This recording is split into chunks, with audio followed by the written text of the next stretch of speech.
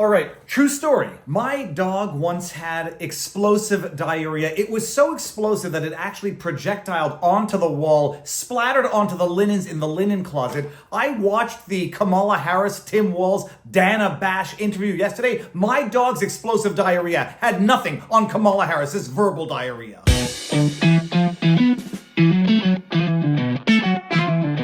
Viva Frei, former Montreal litigator turned current Florida rumbler, and yes, for those of you out there who may not be aware, Kamala Harris and Tim Walz gave their first televised interview in 43 days to the very adversarial Dana Bash at CNN. Now, there's a lot of propaganda out there going around saying that it's not uncommon for a presidential candidate to give a joint interview with his or her vice president. True. And they show you images of Trump with Pence and all the other presidents with their vice presidents. That is true. Presidents will give interviews with their vice presidential candidate. Where it becomes not comparable is that Kamala Harris hasn't given a solo interview in 43 days. And the reason why she hasn't given a solo interview in 43 days, my goodness, it's apparent because every time she opens her mouth, verbal diarrhea sprays out with the projectile force of my dog. I actually sat through that, what was it, close to 50-minute interview. They broke it down into 3 parts on the Twitter video from CNN. I sat down and listened to that interview. It was pure torture. You are listening to a woman who has no qualms lying, no qualms fabricating stories out of whole cloth. She lies like water is wet, like drops of water rolling off the back of a duck. She lies. I don't even know if she knows that she's lying because she might actually believe the lies. She might believe that whatever she says is true. It was an absolute puke fest for 50 minutes. And my goodness, I watched it so that you don't have to. Although I suspect everybody out there watching this has already watched it. But if you haven't, here are the key highlights that I think are the only highlight takeaways. And I'm going to break them down for you. Let me break it down for you, Mordecai.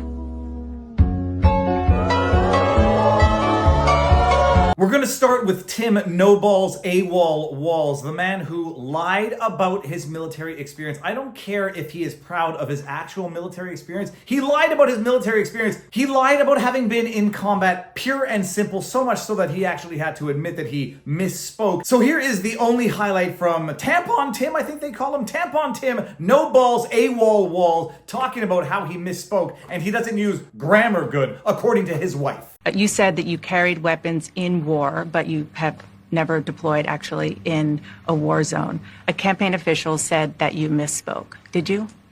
Well, first of all, I'm incredibly proud. I've done 24 years of wearing the uniform of this country.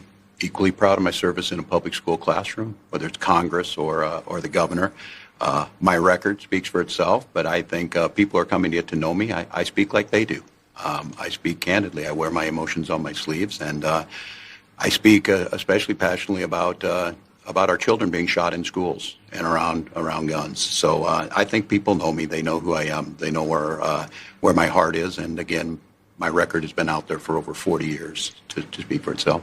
And the idea that you said that you were in war, yeah. Did you misspeak as the campaign has said? Yeah, I said we were talking about, in this case, this was after a school shooting, the ideas of carrying these weapons of war. And my wife, the English teacher, told me my grammar is not always correct. But again, if it's not this, it's an attack on my children for showing love for me, or it's an attack on my dog. I'm not going to do that. And the one thing I'll never do is I'll never demean another member's service in any way. I never have, and I never will. Would you just look at that thoughtful face that he's giving? My goodness, he looks like a cute little bulldog, eh? Oh yes, as I'm listening to a question accusing me of lying, stolen valor, let me give you my puppy dog face and then pretend to be the victim in all of this. Equally proud of my service in a public school classroom, whether it's Congress or the governor. Diversion right off the bat, going to the fact that he's a teacher, so he can't possibly be a bad person. Diversion. He's proud of his 24 years of military service in uniform, as well he should be. Not many people have that. If he's so proud of his actual experience, why did he have to lie about having served in combat?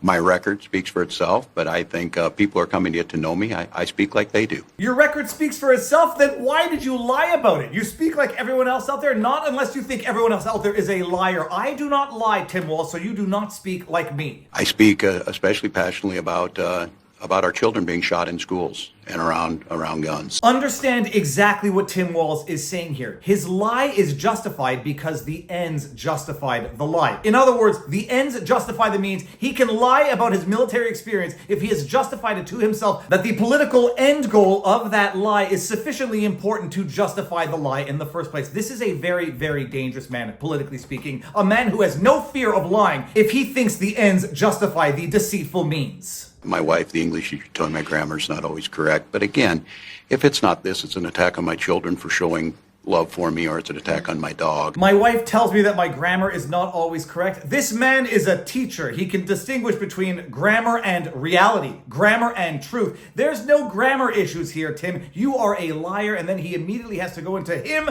being a victim again. People making fun of him for his family, for his dog. No, Tim, nobody's making fun of you for that. At least nothing meaningful by way of mockery. People are making fun of you for being a gosh-forsaken liar. Thank you for confirming it to the world. The people know you. And if they didn't already know you, now they know you are a liar. And then we get to Kamala. Oh my goodness. It's awful. It's awful. Projectile diarrhea. Visualize it. My dog blasting diarrhea onto the linens in the closet. Oh my goodness. And just so nobody thinks this happened yesterday or last week, this happened a decade ago. The dog before the last two dogs that we had. I'm still traumatized from the visual and from the odor. As I am from that Kamala Harris interview.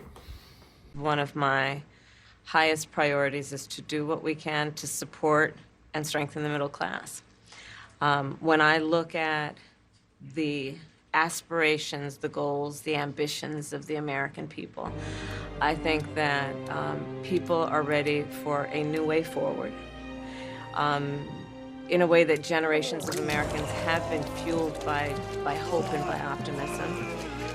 I think, sadly, in the last decade,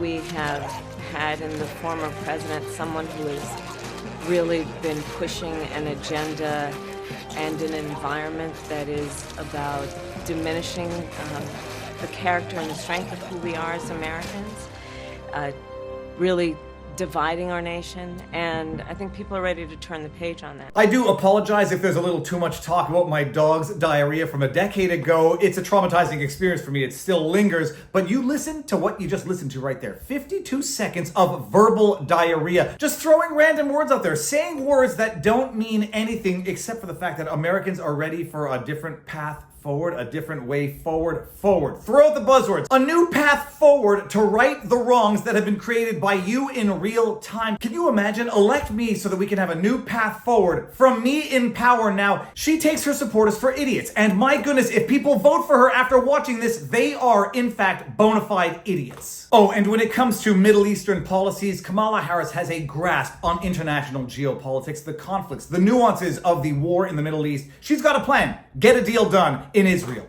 We have got to get a deal done. We have to get a deal done. And we must get a deal. No, we have to get a deal done. Dana, we have to get a deal done. A deal is not only the right thing to do to end this war, but will unlock so much of what must happen next. And in true gaslighting form, Kamala Harris comes out and says, yes, throughout my career, I have always appreciated a diversity of opinion. After having told a protester to sit down and shut up in Michigan barely a month ago, she expects you to ignore your lying eyes and listen to her lying words. I think it's really important. I have spent my career inviting diversity of opinion. I think it's important to have people at the table when some of the most important decisions are being made that have different views, different experiences. You know what? If you want Donald Trump to win, then say that, otherwise I'm speaking. I think it's really important. I have spent my career inviting diversity of opinion. I think it's important to have people at the table when some of the most important decisions are being made that have different views, different experiences. And my personal favorite, her answer as to when she found out that Joe Biden was dropping out of the race. This is a straight up psychopathic lie. There's no other word to describe it. It's not just a lie. It's a psychopathic lie. Listen to this, and I'm going to break down the body language after you watch this clip through. And we had just had pancakes and, Auntie, can I have more bacon? Yes, I'll make you more bacon. And then we were sitting down to do a puzzle. And the phone rang, and it was Joe Biden. And he told me what he had decided to do. And I asked him, "Are you sure?" And he said yes. And that's how I learned about it. And what about the endorsement? Did you ask for it? And he was very clear that he was going to support me. So when he called to tell you, he said, "I'm pulling out of the race and I'm going to support you." Well, my first thought was not about me, to be honest with you. My first thought was about him, to be honest. Oh, she's just having a sleepover with her nieces and she's making them pancakes, making them bacon. It's like Uncle Buck making those massive pancakes for his niece and nephew in the movie. Uncle Buck, classic, best movie of all time. Oh, we're just cooking pancakes and my nieces ask me for more bacon and I'm the greatest aunt on earth and I go make them more bacon. And then we go make puzzles. And then we get the sad call. Oh no, Joe Biden is pulling out of the race. And when Dana asks about whether or not Kamala asks for an endorsement, Kamala Harris says not once but twice, to be honest. Me, to be honest with you. To be honest. While looking at Dana Bash saying, I know I'm lying, you know I'm lying, but I'm going to give you the most evil eyes on earth that you better damn well believe the lie and not ask any more questions. Moving on. Oh yeah, and speaking of moving on, when asked about her ever-changing identity, because she's a woman of many identities. One year she prides herself on her Indian identity when she wants to become the first Indian Attorney General of California, and then 4 years later she's the first black vice president presidential candidate of all time. She's a woman of many identities, so she gets to conveniently pick and choose which identity she wants to adopt given the political profit of the day. And Donald Trump's attack on her ever-shifting identity politics, she had this to say, moving on. He suggested that you happened to turn black recently for political purposes, questioning a core part of your identity. Yeah. Any? Same old tired playbook. Next question, please. That's it? That's it. So those are the highlights. I've said it before and I'll say it again. Kamala Harris is a liar. She's a dumb liar at that. She is, in fact, a DEI hire because Joe Biden was looking for a woman VP, a woman of color preferably, and he had a short list of 6 women VPs. She's a DEI hire and a bad one at that. She's a liar. This is a disgusting, awful interview, which illustrates exactly why she cannot possibly stand on her own 2 legs while giving interviews to the general public. She needs to sit there with her tag team crutch, Tim Walz. She's incapable of actually doing an interview. She's incapable of formulating a coherent thought. The debate is going to be an abject disaster and I cannot wait for it. But those are the highlights. Now you know. If you like what I do, be sure to like, share, subscribe, hit the notification bell so that you get notified whenever I put out a video. If you want to support the channel, you can go to Viva Frei and get some kick-ass merch. You can go to vivabarneslaw.locals.com, be a member or support us. $10 a month, $100 a year if you want to actually do that. But more important than anything, exercise, eat healthy, sunlight, talk to people in real life, get out there, see ya people. Now you know your vlog. Peace out. Booyah! And there was a specific case. And when I learned about the case, I worked behind the scenes to not only make sure that that transgender woman got the services she was deserving. So it wasn't only about that case. I made sure that they changed the policy in the state of California so that every transgender inmate in the prison system would have access to the medical care that they desired and need.